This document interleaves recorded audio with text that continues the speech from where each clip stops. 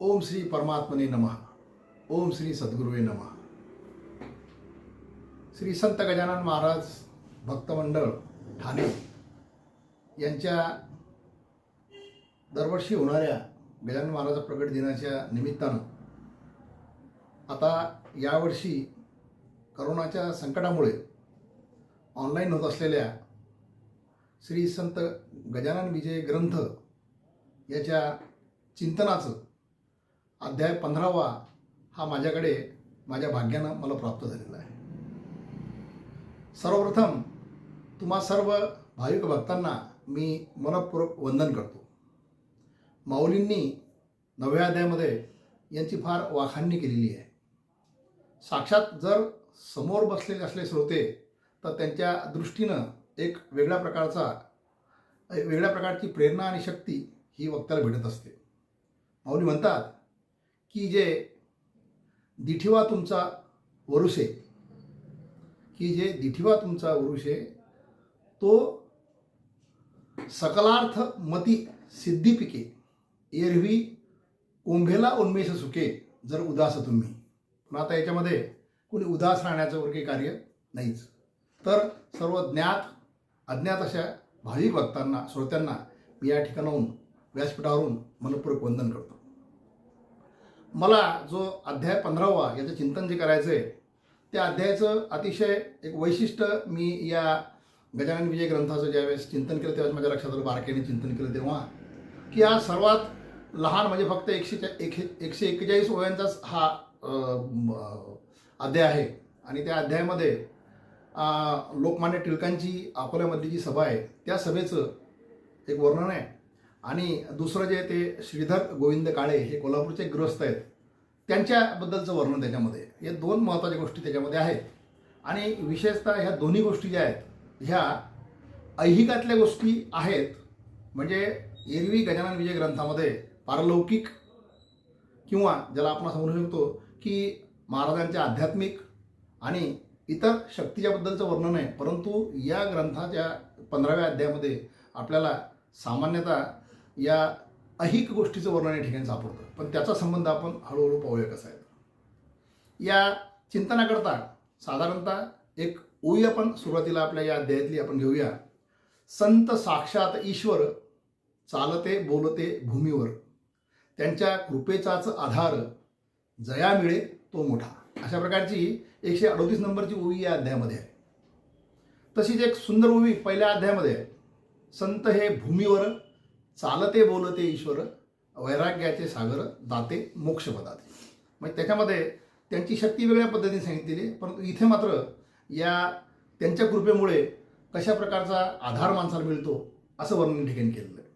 मुळात संत ही संकल्पना तुमच्या माझ्या या महाराष्ट्राच्या भूमीला अतिशय चांगल्या प्रकारे परिचित आहे.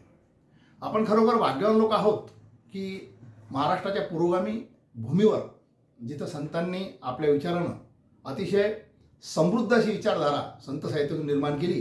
आणि तुम्हाला मला जीवन जगत असताना कुठल्याही पद्धतीच्या अडचणीवर किंवा कुठल्याही प्रकारच्या अडचणीवर मार्गदर्शन करू शकेल योग्य प्रकारे अशा प्रकारची विचारधारा त्याच्यातून आपल्याला मिळू शकते. कधीही अडल्यावेळी आपण किंवा गोंधळाच्या परिस्थितीमध्ये आपण तिकडे जर गेलो तर आपल्याला आपल्या जीवनाला अतिशय चांगल्या प्रकारची मार्गदर्शक तत्वे या ग्रंथातून मिळू शकतात. या संतांचे सुद्धा वेगवेगळ्या प्रकारच्या श्रेणी आपल्याला या विचारधारेमध्ये दिसतात. कारण मुळात आपल्याला आपल्या विषयावर येण्यापूर्वी या संतांच्या श्रेणीसुद्धा पाहिजे. संत मुळात जे आहेत ते विरागी, संसारी आणि विदेही अशा प्रकारचे 3 संत आपल्याला सापडतात. विरागी संत जे असतात त्यांचा या समाजाशी तसा कुठलाही संबंध येत नाही, परंतु स्वतःच्या जीवनाच्या आणि आपल्या पारलौकिक शक्तीच्या आधारे जे जे चिंतन ते करतात ते समाजाला उपयोगी होईल अशा प्रकारे ते तत्व जे आहे ते समाजापुढे मांडून ठेवतात. ज्ञानेश्वर माऊलीचं उदाहरण आपल्या समोर आहे. विरागी संत समाजानं त्यांच्यावर जितक्या प्रकारचे काही अत्याचार केले असतील त्याचा कुठेही प्रतिबिंब न उमटू देता समाजाच्या सर्वांगीण उन्नती करता काय करता येईल हे तत्व ग्रंथराज ज्ञानेश्वरीमध्ये अतिशय प्रभावीपणे त्यांनी प्रतिपादित केलेलं आहे. त्यानंतर संसारी संतामध्ये आपल्यासमोर जगद्गुरू तुकाराम महाराजांचं फार मोठं उदाहरण आणि फार मोठा आदर्श आहे.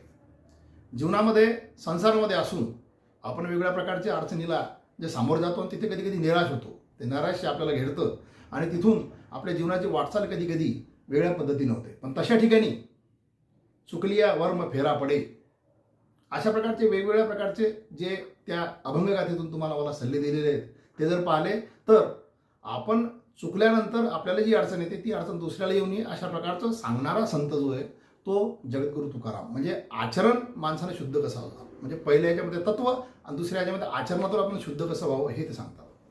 आणि तिसरे जे संत आहेत ते आपले संत श्रेष्ठ गजानन महाराज, त्याला विधेयी संत म्हणतात किंवा चैतन्य म्हणतात. हा चैतन्याचं स्वरूप जे असतं हे साक्षात ईश्वरच हा तुमच्या समोर असतो आणि तो ईश्वर तुमच्या समोर असल्यामुळे तुमच्या आमच्या अंतर्यामी असलेल्या संकल्पातून आपण त्यांच्यापुढे जे मागणं करतो ते मागणं मात्र निश्चितपणे आपण योग्य पद्धतीनं विवेक धारण करून मागितलं पाहिजे. ही एक नम्र विनंती मी तुम्हाला सर्वांना करतो, सर्व भक्तांनाही करतो.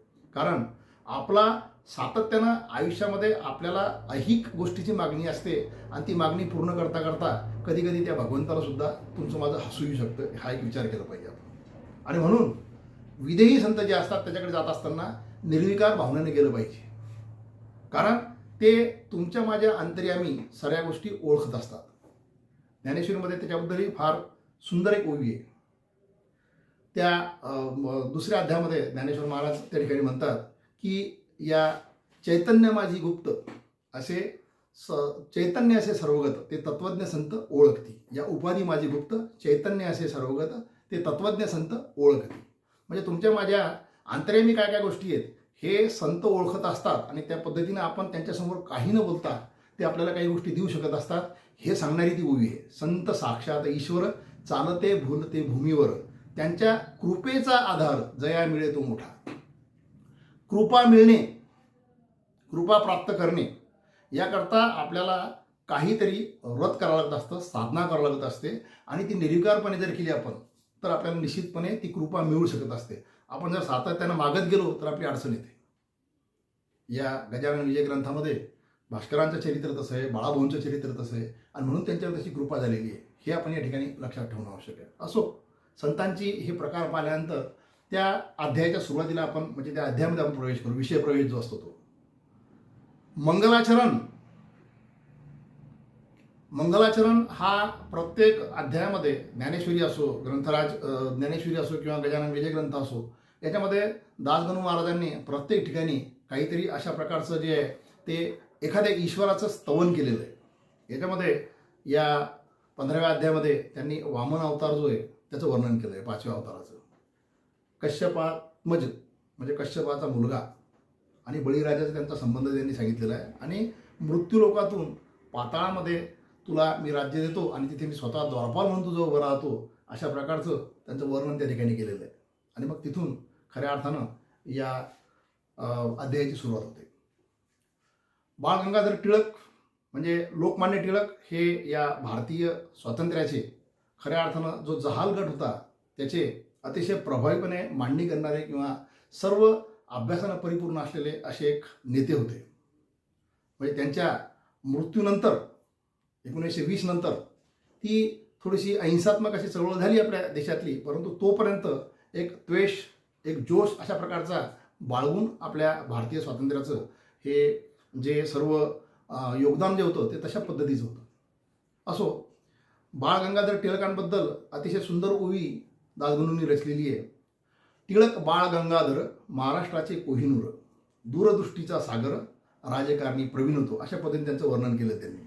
आणि त्यांचं वर्णन करत असताना आणखी 2 गोष्टी महत्त्वाच्या सांगितल्या आहेत. करारी भीष्मा समान, वाक्चातुर्य त्यांचं बृहस्पती समान. आपल्याला या दोन्ही गोष्टी माहीत आहेत कारण त्यांचा जहालपणा आहे तो आपल्याला माहीत आहे आणि त्यांचं वाक्चातुर्य जे होतं त्याच्याबद्दल तर काही जास्त सांगण्याची गरज नाही. या अध्यायामध्ये ते आलेलं आहे आणि त्यांचं आयुष्य आपण पाहिल्यानंतर ते लक्षात येईल. तर प्रसंग असा आहे की 1908 मध्ये शिवजयंतीचा उत्सव हा अकोल्यामध्ये त्या काळामध्ये घ्यायचा होता आणि त्या शिवजयंतीच्या दिवशी म्हणजे ती तारीख त्यावेळेची आहे 4 जानेवारी 1908 वार शनिवार आणि त्या दिवशी अक्षय तृतीया सुद्धा होती म्हणजे त्या या उत्सवाच्या दरम्यान. तर त्यावेळेस बाळ गंगाधर टिळक हे प्रमुख पाहुणे अध्यक्ष म्हणून त्या कार्यक्रमासाठी येणार होते आणि त्या कार्यक्रमाचं आयोजन या विदर्भाच्या भूमीमध्ये त्यांचे अतिशय जवळचे आणि धडाडीचे मित्र जे होते दादासाहेब खापर्डे यांनी तो कार्यक्रम जो आहे तो आयोजित केलेला होता. त्या कार्यक्रमासाठी व्यंकटराव देसाई, अच्युतराव कोल्हटकर आणि त्यांचे बरेचसे इतर मित्र जे होते ते येणार होते. पण त्याबरोबर महर्षी अण्णासाहेब पटवर्धन यांना विशेष त्या ठिकाणी बोलवलं होतं.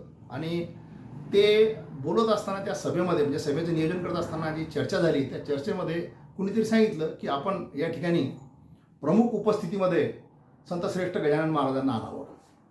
म्हणजे एक लक्षात घ्या, आता भाग हळूहळू कसा सुरू होता. तर तिथे बरोबर या विदेही संतांच्या बाबतीत जो एक दुजाभाव असतो तो सुरू झाला. काही लोक म्हणजे त्यांना आणू नका, नायक ते विघ्न उभं राहील तिथे, ते नागवे फिरतात, ते काहीतरी उपस्थित करतील, वेगळी गोष्ट. आणि काही लोकांनी सांगितलं नाही, महाराज आल्यानंतर महाराजांचं आशीर्वचन जर असले किंवा महाराज जर उपस्थित असले तर येणारे लोकसुद्धा खूप येतील. एक बाळ गंगाधर टिळक, लोकमान्य टिळक आणि एक संतश्रेष्ठ गजानन महाराज जर असले तर उपस्थिती चांगल्या प्रकारे राहील. मग असं झाल्यानंतर काही लोक मनातून सुद्धा त्या गजाननाच्या पायाशी लीन झालेले होते त्या सभेमध्ये, म्हणजे नियोजन सभेमध्ये. आणि मग ते तिकडे त्यांचं असं ठरलं की आपण महाराजांना बोलवलं पाहिजे. महाराजाकडे जेव्हा ते बोलवण्यासाठी गेले त्यावेळेस महाराजांनी स्पष्टपणे सांगितलं की मी निश्चित येणार आणि तुमच्या मनामध्ये जो किलमिश आहे माझ्याबद्दलचा तिथे मी कुठल्या प्रकारचा म्हणजे वाद वगैरे करणार नाही, याबद्दल तुम्ही निश्चिंत असा. मग महाराज ठरल्याप्रमाणे त्या ठिकाणी येतो असे म्हटले आणि लोकांना ते एक आश्चर्य जाणवलं की या संतांनी आपल्या अंतर्यामी तिथे झालेली गोष्ट जी ती ओळखली. मी सुरुवातीला ते सांगितलं की हे विदेही संत जे असतात यांना या चराचर सृष्टीमध्ये काय घडतं हे सर्व प्रकारच्या गोष्टी त्यांना ज्ञात असतात. म्हणून आपण मागत असताना सकाम गोष्टी त्यांच्यापुढे मागू नये, ही अशी मी गोष्ट त्याच्याकडे सांगितली की विदेही संत जे आहेत ते चैतन्य असतं आणि ईश्वराचं प्रतिबिंब असतं. संत हे भूमीवर चालते बोलते परमेश्वर. असो, सभा नियोजित सुरू झाली. सभेमध्ये महाराज श्री आले, ते बसले. त्यावेळेस असा उल्लेख एका ठिकाणी की त्या ठिकाणी ते कपडे घालून आलेले होते, पेहराव त्यांनी घातलेला होता, ते तिथं नागवे नव्हते. आता नागवेपणा हा आपण एक वेगळा विषय त्या ठिकाणी पाहू शकतो. नागवेपणा जो असतो तो अशा चैतन्यमय असलेल्या देहाचा सामान्यांना कधी जाणवत नसतो, हे आपण लक्षात ठेवलं पाहिजे. आजच्या काळामध्ये तुम्ही जर अशा प्रकारचे विदेही संत जर पाहिले तर त्यांचा नागवेपणा तुम्हाला मला कधी जाणवणार नाही, ही गोष्ट मात्र आपण लक्षात ठेवली पाहिजे. कारण त्यांच्या डोळ्यामध्ये, त्यांच्या चेहऱ्यामध्ये जे एक वेगळ्या प्रकारचं तेज असतं, त्या तेजातून ते लोक जे येतात ते वेगळ्या, त्या विभूती असतात ते वेगळ्या पद्धतीने दिसून पडतात. असो, टिळक त्या ठिकाणी अतिशय प्रभावीपणे बोलले.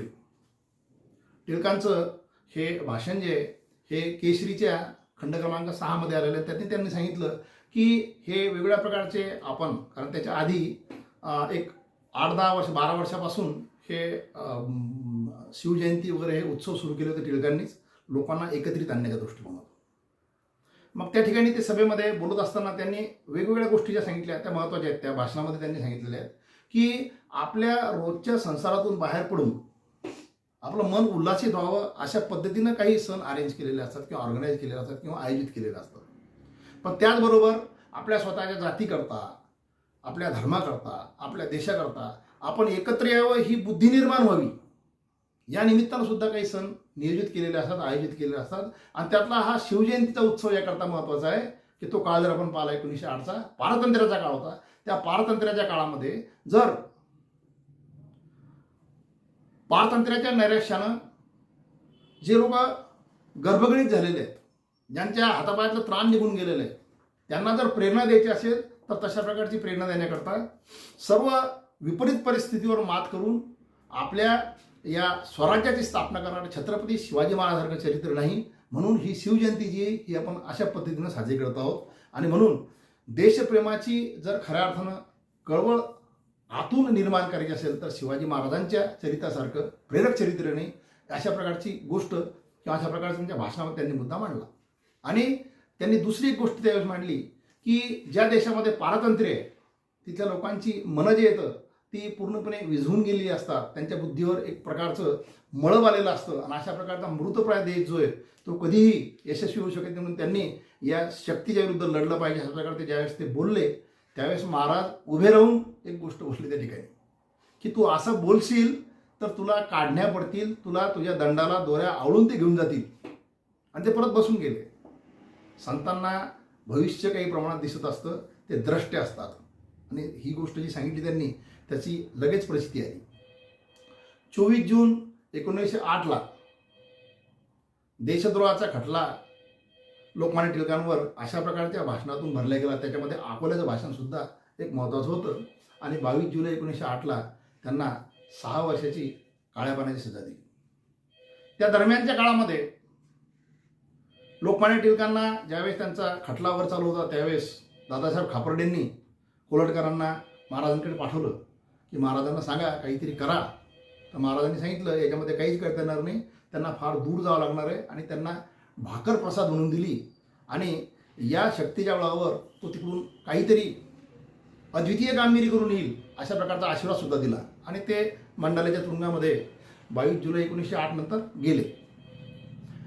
तिथे गेलेली जी कामगिरी आहे ती कामगिरी मात्र खरोखर वाखाणण्यासारखी आहे. आणि ती लोकमान्य टिळकांना या स्वातंत्र्य लढ्यात जितकं महत्त्व आहे तितकंच गीतेवर त्यांचं असलेलं हे भाष्य जे आहे गीता रहस्य यातून सुद्धा तितकंच त्यांना महत्त्व किंवा या म्हणजे अध्यात्माच्या दृष्टिकोनातून किंवा एक लिखाण करण्याच्या दृष्टिकोनातून तशा प्रकारचं श्रेष्ठत्व आपल्याला निश्चितपणे प्राप्त झालेलं दिसतं. गीता रहस्य हा ग्रंथ जो आहे तो त्यावर बऱ्याच लोकांनी द्वैतपर, अद्वैतपर, कर्मपर बऱ्याच गोष्टी लिहिल्या आहेत. पण तो शास्त्राच्या हिशोबाने किंवा कर्मयोग शास्त्राच्या दृष्टिकोनातून जी मांडणी टिळकांनी केली ती मांडणी मात्र खरोखर अभूतपूर्व अशा प्रकारची मांडणी आहे किंवा ती कोणीही तशा प्रकारची मांडणी केलेली नाही. आणि ते करत असताना त्यांनी 1-2 फार महत्त्वाच्या गोष्टी ज्या आहेत त्याच्यामध्ये नमूद केलेल्या आहेत की हा ग्रंथ जो आहे हा अध्यात्माचा ग्रंथ जरी असला गीता तरी लोक त्याला निवृत्तीपर ग्रंथ म्हणतात. पण हा निवृत्तीपर नसून हा प्रवृत्तीपर ग्रंथ आहे अशा प्रकारची मांडणी त्यांनी त्याच्यामध्ये केलेली आहे.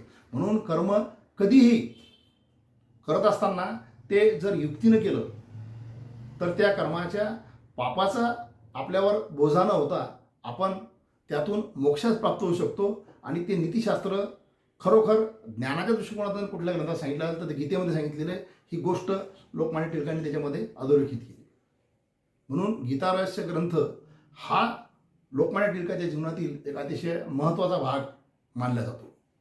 गीतेवरची टीका करणारे आधी शंकराचार्यापासून वेगवेगळ्या प्रकारचे जे काही भाष्यकार आहेत त्या पंक्तीमध्ये म्हणजे ज्ञानेश्वर महाराज असो की त्या पंक्तीमध्ये लोकमान्य टिळक गजानन महाराजांच्या आशीर्वादाने जाऊन बसले. अशा प्रकारची एक वंदता आणि अशा प्रकारचं आपल्या महाराष्ट्राच्या भूमीला एक ते भाग्य त्या दृष्टिकोनातून लाभलं.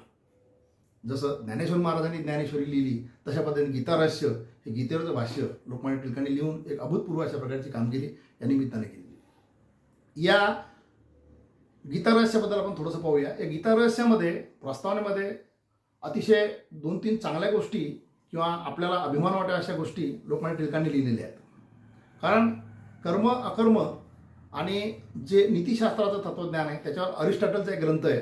परंतु लोकमान्य टिळकांनी त्याच्यामध्ये एक गोष्ट सिद्ध करून दिली की त्याच्यापेक्षा गीतेचं तत्त्वज्ञान कधीही श्रेष्ठ आहे. स्टोईक पंथ एक ग्रीकमध्ये स्टोईक त्यांचं असं म्हणणं आहे की हे परमज्ञानी जे असतात त्यांचं त्यांनी जे वर्णन केलेलं आहे ते गीतेमध्ये आपल्याला स्थितप्रज्ञ लक्षणामध्ये चांगल्या प्रकारे सापडू शकतं. म्हणजे हे त्या तत्त्वज्ञानाच्या लिहिण्याच्या आधीची गोष्ट आहे. कांट, रसेल, मिल यांनी मानवासाठी काहीतरी केलं पाहिजे, मानवजातीसाठी काहीतरी केलं पाहिजे अशा प्रकारचा एक मानवांसाठी उपयुक्त अशा प्रकारचा एक आदिभौतिक अशा प्रकारचा एक विचार त्यांनी मांडलेला आहे. पण त्याच्या आधी सर्व भूत हिते रतो हा विचार जो आहे तो गीतेमध्ये मांडलेला आहे. म्हणजे गीतेची महत्ता ही जगातल्या एकंदर तत्त्वज्ञानापेक्षा किंवा एकंदर मांडणी झालेल्या तत्त्वज्ञानापेक्षा त्याच्या कितीतरी आधी भारतीय उपखंडामध्ये या आपल्या संस्कृतीमध्ये जो गणमान्य असलेला ज्ञानाचा साठा आहे तो गीतेच्या स्वरूपामध्ये हे सुद्धा गीता रहस्यामध्ये अतिशय प्रभावीपणे लोकमान्य टिळकांनी मांडलेलं आहे. म्हणजे आपण जर एक गोष्ट पाहाल तर एक लक्षात येईल की शिवजयंतीचा उत्सव तिथलं त्यांचं भाषण टिळकांच्या भाषणावर तिथून घेतलेला सरकारने घेतलेला पवित्रा आणि तो पवित्रा स्वाभाविकच आहे कारण त्यांच्या विरुद्ध कोणती गोष्ट केली की ती अन्यायकारक अशा पद्धतीचं धरून ते त्याच्यावर कुठल्या प्रकारचा खटला भरू शकत होते तो त्यांनी भरला. नंतर महाराजांचं त्याच्यावरचं सूचक अशा प्रकारचं भाष्य आणि त्या भाष्यानंतर मंडालेमध्ये गेल्यानंतर त्या तुरुंगात गेल्यानंतर 6 वर्षामध्ये निर्माण झालेला सिद्ध झालेला गीता रहस्य ग्रंथ हा एक प्रवास जर आपण पाहिला तर याच्यामध्ये भौतिकतेपासून किंवा ऐहिकतेपासून आपल्याला पारलौकिक अशा प्रकारच्या गोष्टीपर्यंतचा एक प्रवास सापडतो. त्याचं चिंतन आपण शेवटच्या टप्प्यामध्ये पाहू. तर हा एक भाग त्या 15व्या अध्यायामध्ये आहे. आणि नंतरचा भाग जो येतो तो एक श्रीधर गोविंद काळे नावाचे कोल्हापूरचे गृहस्थ असतात. म्हणजे ते अर्थात त्यावेळेस शिक्षण वगैरे घेत असतात आणि ते जे आहेत त्यांना असं वाटतं सातत्यानं की मी काहीतरी म्हणजे शिकून आलं पाहिजे, चांगल्या गोष्टी काहीतरी केल्या पाहिजे आणि आपल्या देशाला मोठं केलं पाहिजे. योगायोग असं आहे की त्यांनी सुद्धा ओयामा आणि टोगो या दोन तंत्रज्ञ जे होते त्यांच्याबद्दलची माहिती, जापानमधले तंत्रज्ञ होते त्यांच्याबद्दलची माहिती केसरीमध्येच वाचली होती. हा योगायोग आहे अर्थात. आणि त्यांना असं वाटायचं की मी अशा प्रकारचं प्रदेशामध्ये जाऊन तंत्रज्ञान शिकावं आणि येऊन माझ्या देशाची सेवा करावी. आणि ह्या विवंचनेमध्ये असताना नेहमीसारखी आर्थिक परिस्थिती जी आहे तिची अडचण असल्यामुळे आपण कसं जावं वगैरे याचा विचार करत असताना तो त्याच्या एका मित्राकडे गेला. हा राहणार कोल्हापूरचा, त्याचा मित्र तिकडे भंडाऱ्याला मनोर स्कूलमध्ये तो शिक्षक होता. तिथे गेले ते, त्यांनी चिंतन केलं ते आपण असं केलं पाहिजे तसं केलं पाहिजे सर्व त्यांचं ठरलं. पण ते झाल्यानंतर हे करत असताना आपल्याजवळ पैसा नाही तर आपण कसं काय हे काम करू शकतो अशा प्रकारचा विचार त्याच्या मनामध्ये आला. आणि मग त्या भंडाऱ्यामध्ये त्या भागामध्ये ऊन जास्त असतं त्याच्यापेक्षा आपण कोल्हापूरला जाऊ उन्हाळ्याचं अशा पद्धतीने ते निघले आणि मधात ते शेगावला उतरले. तिथल्या पोस्टमास्टरकडे त्यांनी सामान वगैरे ठेवलं आणि मग ते गजानन महाराज दर्शनाला गेले.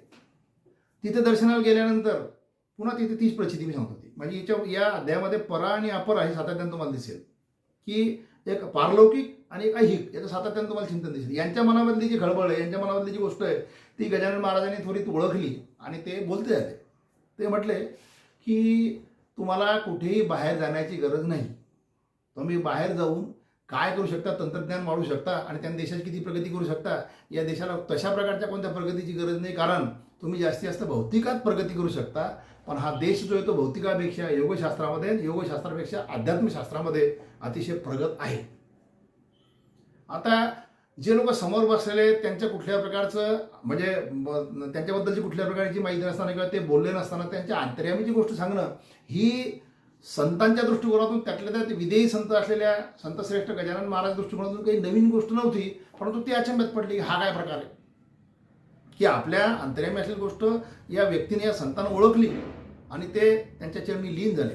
आणि नुसते लीन नाही झाले, त्यांनी ती गोष्ट कबूल केली की ठीक आहे तुम्ही म्हणता त्या पद्धतीने आम्ही तुमचा आशीर्वाद असू द्या, आम्ही ह्या गोष्टी निश्चितपणे तुम्ही सांगाल तशा पद्धतीने आमच्या जीवनामध्ये म्हणजे हे करत राहू. म्हणजे बघा एक लीनता जर असेल तर मग ती ओवी जी मी सांगितली संत साक्षात ईश्वर चालते बोलते भूमीवर, ती गोष्ट निश्चित आहे.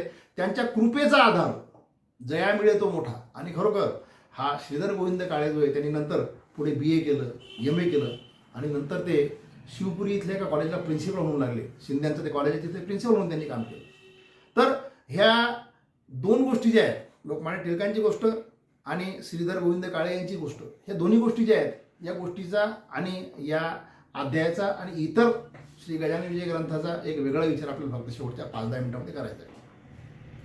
तो विचार म्हणजे खऱ्या अर्थानं या अध्ययन जे आपण करतो त्यातून आपल्याला पाहणं आवश्यक आहे की खरोखर अशा प्रकारच्या सभेमध्ये वगैरे संतांना गर्दीसाठी जमा केलं जाऊ शकतं का, हा एक पहिला विचार. दुसरा विचार की कोणती आपली घरची गोष्ट जी त्यांच्यासमोर मांडायची त्याच्यावर त्यांनी उत्तर सांगायचं याच्याकरता संत असतो का. कारण आपण म्हटलं संत हे भूमीवर चालते बोलते परमेश्वर, वैराग्याचे सागर दाते मोक्षपदाचे. तर याच्यामध्ये एक तत्वाची गोष्ट आपल्याला पाहायची, कारण ही मी आता तुम्हाला फक्त याची फ्रेम सांगितली या अध्यायाची फ्रेम, पण यातला खरा तत्वाचा किंवा तात्विक भाग आपल्याला पाहणं आवश्यक आहे. भौतिकशास्त्र जे आहेत ते आपण या जीवनामध्ये ज्या गोष्टी पाहतो अनुभवतो ज्या आपल्याला दिसतात त्या सगळ्या भौतिकशास्त्रामध्ये येतात. आणि माऊलींनी याच्यावर फार सुंदर व्याख्या एका ठिकाणी केलेली आहे. जाणीव जेथ न रिगे विचार मागुता पाहुली निघे, तर्कू आईनी न घे अंगी जयाच्या अर्जुना तया नाव ज्ञान, येर प्रपंच ते विज्ञान ते तर सत्यबुद्धी अज्ञान हेही जाण. म्हणजे एका 2 ओव्यामध्ये ज्ञान, विज्ञान आणि अज्ञान ह्या तिन्ही गोष्टी माऊली सांगतात. तर भौतिकशास्त्र जे आहे ते विज्ञानाचा भाग आहे आणि विज्ञान हेच खरं आहे, हाच प्रपंचाचा खरा भाग आहे हे समजून जे लोक चालतात ते अज्ञानामध्ये असं माऊली म्हणतात. इथं या अध्यायाची खरी मेघ आहे. मी बाहेर जाणार, तंत्रज्ञान आणणार, या देशामध्ये असं करणार तसं करणार, ही काही जरी भाग असले तर त्याच्यामध्ये तुम्हाला जाण्याकरता तिकडे येण्याकरता ज्या काही इन्फ्रास्ट्रक्चरची आवश्यकता आहे ते उभं करत असताना तुम्हाला देशप्रेमापेक्षाही स्वतःलाही मोठं वाटतं हा त्यातला एक भाग आहे. म्हणून तुला बाहेर जाण्याची गरज नाही. तू या देशाची खरी जी नाळ आहे किंवा या देशाची खरी जी ओळख आहे जगामध्ये ती तू ओळखली नाही. हा देश जो आहे तो योगशास्त्राकरता सुद्धा जाणला जातो. मग त्या योगशास्त्रामध्ये या पतंजली योगशास्त्राच्या व्यतिरिक्त बाकीचे दर्शनशास्त्र सर्व प्रकारचे येतात आणि त्यातून तुमची अंतर्यामी उन्नती होऊ शकते हे महाराजांनी निर्देशित केलं. म्हणजे विदेही संत गणिगणगणात होते ते नग्न किंवा अशा प्रकारचे हिंडायचे म्हणून लोक त्यांच्यावर काही टीका करायचे. हा एक संतांच्या बाबतीत त्या बाबतीत या विदेही संतांच्या बाबतीत नेहमी सातत्याने दिसणारा भाग असतो. पण हे सांगताना ते तत्वज्ञान कोणतं सांगतात की तू या देशाची पहिले संस्कृती ओळख. बाहेर जाण्यापूर्वी या देशाला तुझ्यासारख्या माणसांनी बाहेर जाऊन काही तंत्रज्ञान आणण्याची गरज नाही. हा देश पहिलाच मोठा आहे आणि त्यातल्या त्यात अध्यात्मशास्त्र जे आहे त्याचा विचार जर आपण केला, अध्यात्मशास्त्र जो आहे हा एक भाग जर आपण पाहिला तर त्याच्या दृष्टिकोनातून गीतेसारखा ग्रंथ, त्यावर असलेले वेगवेगळे भाष्य, वेद यांना आपण परिपूर्ण आहोत. म्हणजे अध्यात्माचा अर्थ खरा काय तर तुमच्या अंतर्यामी असलेल्या ईश्वराला तुम्ही ओळखणं हा त्यातला अर्थ आहे. असो ते सांगण्यापूर्वी आपल्याला एक महत्त्वाचा फरक किंवा मुद्दा लक्षात घेणं आवश्यक आहे या ठिकाणी की मनुष्य हा देहबुद्धीच्या आधारे, म्हणजे मी माझा देह हाच एक मोठा आहे, या देहबुद्धीच्या आधारे पंचज्ञानेंद्रियातून स्वतःसाठी सर्व प्रकारचं सुख प्राप्त करत असताना इतका स्वार्थानं बरबटून जातो की त्याला इतरांचं कोणतेही भान राहत नाही. संत तुम्हाला प्रत्येक वेळेस ते भान जागृत करून देत असतात, हे लक्षात ठेवणं आवश्यक आहे. आणि मग ते ध्यान जागृत करून देत असताना किंवा याचं ध्यान तुम्हाला आणून देत असताना किंवा तुम्हाला त्याचं ज्ञान देत असताना ते सांगतात की तुमच्या देहबुद्धीपेक्षा तुमची आत्मबुद्धी जागृत झाली पाहिजे.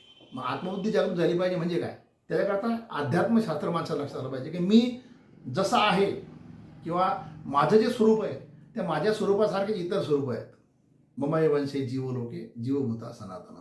प्रत्येक सजीवाच्या हृदयामध्ये तो ईश्वर सातत्यानं त्याच क्षमतेनं बसलेला आहे हे लक्षात आल्यानंतर माणसामध्ये समत्वाची निर्माण होतं आणि समत्व निर्माण झाल्यानंतर माझ्यासाठी मी किती ओढायचं त्याच्या पलीकडे तो स्वार्थाच्या पलीकडे जाऊन काहीतरी विचार करायला सुरुवात होते. अशा प्रकारचा जो एक विचार आहे तो आत्मबुद्धीतून निर्माण होऊ शकतो आणि त्याला आपल्या अंतर्यामी असलेल्या ईश्वराचं साक्षीत्व झाल्यानंतर तो एक निर्भय वृत्तीनं सुद्धा होतो. आता ही निर्भय वृत्ती जी आहे ती मग आपल्या पुन्हा बाळगंगाधर टिळकांकडे जावं लागेल. म्हणजे आत्मबुद्धी आणि देहबुद्धी यातला सूक्ष्म फरक जो आहे तो या दोन उदाहरणामध्ये आपण लक्षात येऊ शकतो. मग जो व्यक्ती आत्मबुद्धीनं जगण्याचा प्रयत्न करतो तो सगळ्यात पहिली गोष्ट काय आहे की तो निर्भय झालेला असतो. 16 अध्यायामध्ये ज्ञानेश्वरीमध्ये ही गोष्ट सांगितलेली त्या पद्धतीनं. मग इकडे आपण पुन्हा टिळकांकडे येऊ शकतो. इतकं सर्व ठिकाणी पारतंत्र्यामध्ये कठीण वातावरण असताना त्या म्हणजे त्यांना भारतीय असंतोषाचे जनक असं म्हणतात. असंतोष पेटवायचा म्हटल्यानंतर एक गोष्ट निश्चित लक्षात घ्या की त्या काळामध्ये तुम्ही कुठली गोष्ट जर चुकले तर तुम्हाला ते गव्हर्नमेंट जे आहे ते केव्हाही पकडून तुम्हाला फाशीसुद्धा देऊ शकतं हे माहीत होतं. परंतु जोपर्यंत माझा देश हा असा पारतंत्र्यामध्ये अडकलेला आहे तोपर्यंत मी शांत बसू शकत नाही. ही एक गोष्ट बाहेर जरी दिसते लोकांना तरी ती खऱ्या अर्थानं देहबुद्धीतून आत्मबुद्धीमध्ये गेलेली एक परावर्तनाची गोष्ट हे लक्षात ठेवणं आवश्यक आहे टिळकांच्या बाबतीत. म्हणून स्वातंत्र्य हा माझा जन्मसिद्ध हक्क आहे आणि तो मिळवणार अशा प्रकारची ठाम गर्जना जी आहे ती त्यावेळेस त्या नरकेसरीने केली. म्हणजे काही गोष्टी ज्या असतात त्याच्यामागे आध्यात्मिक गोष्टीचा कसा प्रकारचा एक पाठपुरावा असतो तो पाहिला पाहिजे.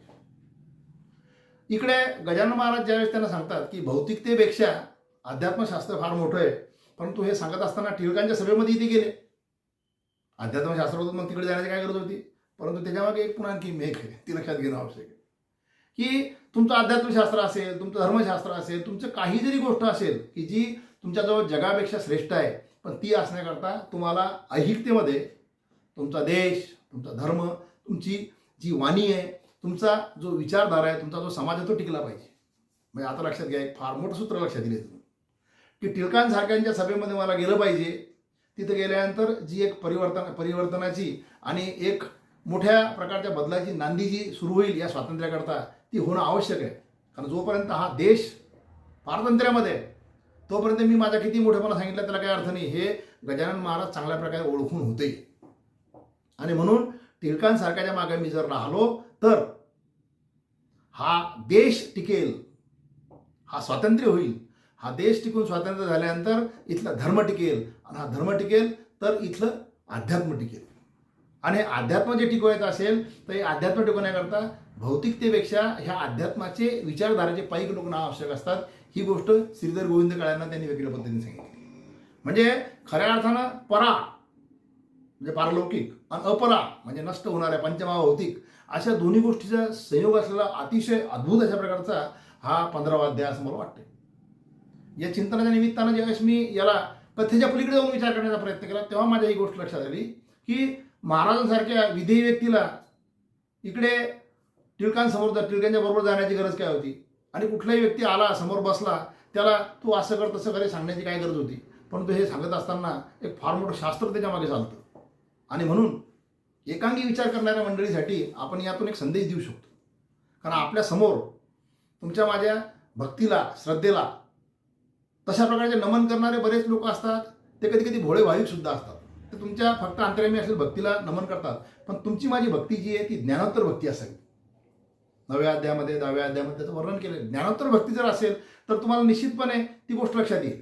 ज्ञानेश्वरीच्या 9व्या 10व्या अध्यायामध्ये ही गोष्ट लक्षात येईल की आपण भक्ती करत असताना ती श्रेष्ठत्वाकडे कशी जाईल, त्यातली अंधश्रद्धा नष्ट होऊन श्रद्धा कशी वाढेल याचा प्रयत्न केला पाहिजे. आणि तो करत असताना तशा प्रकारचं प्रतिबिंब तुमच्या माझ्या प्रतिपादनातून सुद्धा आलं पाहिजे. पण त्याचबरोबर तुमच्या माझ्यावर सातत्याने टीका करणारे लोक जे असतात नास्तिक, त्यांना सुद्धा आपल्याला काहीतरी गोष्ट सांगता आली पाहिजे. आणि ती गोष्ट सांगत असताना आपण जर या नुसत्या कथा ज्या दिसतात लौकिकतेनं, त्या लौकिक कथेच्या मागचा जर हा अशा प्रकारचा वेगळ्या प्रकारचा तत्वाचा भाग जर पाहू शकलो आणि तो जर आपण प्रतिपादित करू शकलो तर निश्चितपणे श्री गजानन विजय ग्रंथ याचा श्रेष्ठत्व लक्षात येईल. कारण एक आपल्या संस्कृतीमध्ये 2 ग्रंथ जे आहेत महत्त्वाचे, त्याचा एक उल्लेख करून आपण थांबूया. 2 महत्त्वाचे ग्रंथ आहे आपल्या संस्कृतीमध्ये. एक गीता आणि दुसरं भागवत. म्हणजे लक्षात येईल तुमची गोष्ट. गीता जी आहे ती पूर्णपणे तत्व आहे आणि भागवत जे आहे त्याच्यामध्ये पूर्ण लीला आहेत, कथा आहेत. परंतु त्या कथा ज्या असतात किंवा लीला ज्या असतात त्या लीलेच्या मागे एक तत्व असतं, ते गीतेमध्ये मांडलेलं आहे. ज्या पद्धतीने इंडियन पिनल कोडमध्ये सर्व कायदे आहेत आणि मग नंतर त्याच्या केसेस ज्या असतात त्या एखाद्या ग्रंथामध्ये आपण पाहतो, त्या पद्धतीनं गीता तत्व जे आहे ते सर्व तात्विक अंगानं भरलेले आहे. त्याच्यामध्ये प्रिन्सिपल्स आहेत आणि ते सर्व प्रिन्सिपल जे आहेत तुम्हाला भागवतामध्ये सापडतात. गजानन विजय ग्रंथ हा अशा प्रकारचा अभूतपूर्व ग्रंथ आहे की ज्याच्यामध्ये फक्त कथा कथा कथा आपण जर पाहत गेलो तर आपल्याला काही अडचण येईल की नुसत्या कथा काय. आणि मग बरेच जण जे त्याच्यात नुसत्या कथाच्या म्हणून पाहून ते सोडून जातात, ते नास्तिक असतात. परंतु जी मी सुरुवातीला ओवी सांगितली त्या ओवीचं एक्सप्लेनेशन देऊन आपण हे थांबूया. संत हे भूमीवर चालते बोलते परमेश्वर, वैराग्याचे सागर दाते मोक्षपदाचे. मग संत हे परमेश्वर आहेत का? तुमचे माझे सद्गुरू गजानन महाराज हे खरोखर भगवंताचं स्वरूप होते का? निश्चित होते. महत्वाचा मुद्दा लक्षात घेणं आवश्यक आहे. भगवंतानं या ब्रह्मांडाची निर्मिती करत असताना पंचमहाभूताची निर्मिती केली आणि त्या पंचमहाभूतावर त्यांचं पूर्णपणे वर्चस्व होतं. ते वर्चस्व या गजानन विजय ग्रंथामध्ये त्या संताचं तुम्हाला दिसतं. हे सांगून आपण संपूया. आप तेज गगन महिमरुत म्हणजे पृथ्वी, आकाश, जल, वायू आणि अग्नी हे 5 तत्व जे येतं, या 5ही तत्वावर संत श्रेष्ठ गजानन महाराजांचं प्रभुत्व कसं होतं तुमच्या लक्षात येईल. पितांबराला सांगितलं की मला प्यायसाठी तू पाणी आण तुंब्यात. जिथं पाणी आणायला गेले तिथं फक्त तळवा बोलवायला इतकं पाणी होतं. म्हणजे पाणी गढूळ झालं नाही पाहिजे ना असंही भरायचं नाही. ज्यावेळी पितांबरानं तुंबा बुडवला त्यावेळेस तुंब्यातलं पाणी गढूळ न होता त्यात पूर्ण पाणी आलं. याचा अर्थ पृथ्वी तत्वाने त्या ठिकाणी जागा दिली. हे लक्षात घ्या. अकोली जागीरची विहीर जी आहे त्या विहिरीला कुठेही पाणी नव्हतं, कितीतरी वर्षापासून पाणी नाही असं बाळाभाऊ सांगत होते. त्या ठिकाणी या संतानं पाण्याचा वर्षाव अशा पद्धतीने केला, त्या विहिरीला अशा पद्धतीने पाणी आलं की आजतागत ती विहीर कधी आटली नाही. म्हणजे पृथ्वी तत्व, जलतत्व या 2चा कसा अंगीकार त्याचा पहा, किंवा त्याच्यावर कसं स्वामित्व होतं ते पहा. नेनम छंदती शस्त्राणी वगैरे सांगत असताना तो गोसावी जो आहे तो त्याला म्हणे तू बस, ये माझ्याजवळ बस, तुला जर काही भीती नाही त्याची तर. आणि ज्यावेळेस पलंगाला आग लागली त्यावेळेस तो पळून गेला, म्हणजे महाराज मला माफ करा. म्हणजे अग्नितत्वावर सुद्धा पूर्णपणे प्रभुत्व या संताचं होतं. त्यानंतर तिकडे मुंडगावला तो झामसिंग राठोडांनी तो हे ठेवलेला होता भंडारा. तो म्हणे आज ठेवू नका, महाराज म्हणत आज ठेवू नका. नाही म्हणे सगळं स्वयंपाक तयार झाला. नुसतं आकाशाकडे पाहिलं, आकाशाकडे पाहिल्यावर आकाश असं भरून आलं की तुमचा सर्व केलेला स्वयंपाक सर्व गोष्टी त्या वाहून गेल्या. म्हणजे आकाश तत्वसुद्धा अंकित होतं. आणि मग बापूना पाटील म्हणतात मला विठ्ठलासारखे दिसले, कोणी म्हणा मला परमहंसासारखे दिसले. चालताना सुद्धा ते ज्या गतीने चालत त्या गतीचं कोणी बरोबर करू शकत नव्हतं. हे वायू तत्व आहे. संत हे भूमीवर चालते बोलते परमेश्वर. पंचमहाभूताच्या प्रत्येक तत्वावर ज्याची सत्ता होती तो तुमचा माझा सद्गुरू गजानन आहे. त्याचं श्रेष्ठत्व जे आहे ते समजून घेऊन त्याचा म्हणजे जाणीवपूर्वक अंगीकार करून आपण जर या गजानन विजय ग्रंथाला आणि त्या सद्गुरू गजानन महाराजाला शरण गेलो तर पण तो जात असताना आपण अतिशय विचारधारेतून निवृत्तपणे कुठलीही मागणी न करता जर गेलो तर तो निश्चितपणे तुमच्या अंतर्यामी असलेल्या गोष्टीला ऐकू शकतो. त्यातलं योग्य काय अयोग्य काय तुम्हाला देऊ शकतो. टिळकांना काही देता आलं असतं पण सांगितलं टिळकाला तुला तसं देता येत नाही, तुला जावं लागेल. खापर्डे वगैरे यांनी खूप प्रयत्न केले, लंडनला काय गेले, राणीला काय भेटले, सर्व गोष्टी केल्या, पण नाही, याला जावं लागेल. म्हणजे ईश्वर जो आहे त्याची व्यवस्था जी असते ती तुमच्या माझ्यासाठी वैयक्तिक नसते. ईश्वराची व्यवस्था जी असते ती ब्रह्मांडाकरता असते. त्याच्यामुळे कधी कधी तुम्हाला मला जी गोष्ट सोयीची वाटत नाही, गैरसोयीची वाटते, ती एखाद्याच्या सोयीकरता केलेली असते. हे लक्षात घेणं आवश्यक. म्हणजे हा तुमचा विचार जो आहे तो अतिशय व्यापक होण्याच्या दृष्टिकोनातून सुद्धा या गजानन महाराजाच्या चरित्रामध्ये श्री गजानन विजय ग्रंथामध्ये या गोष्टी मांडलेल्या आहेत. नाही तर मग सगळ्याच भक्ताच्या मनोकामना जर एखादा संत पूर्ण करत बसला तर मग फार सोपं होऊन जाईल. म्हणून कोणाला काय कुठं कसं द्यायचं हे त्या संतांवर साक्षात ईश्वरावर सोडलेलं योग्य. आणि आपण गीता रहस्यामध्ये सांगितल्याप्रमाणे आपलं जे कर्म जे आहे ते नैष्कर्म्य पद्धतीनं म्हणजे मला कुठल्या प्रकारच्या फळाची अपेक्षा नाही अशा पद्धतीनं सातत्यानं करत राहणं आवश्यक आहे. यात तुमच्या माझ्या आयुष्याची खऱ्या अर्थानं योग्य प्रकारे इतिश्री होऊ शकते असं या एकंदर ग्रंथाच्या आणि चिंतनावरून मला असं वाटतं. मी डॉक्टर विकास भायेकर, तुम्ही सर्वांनी मला ही एक संधी देऊन ऐकून घेतलं त्याबद्दल तुमच्या सर्वांचा मनपूर्वक आभारी आहे. धन्यवाद.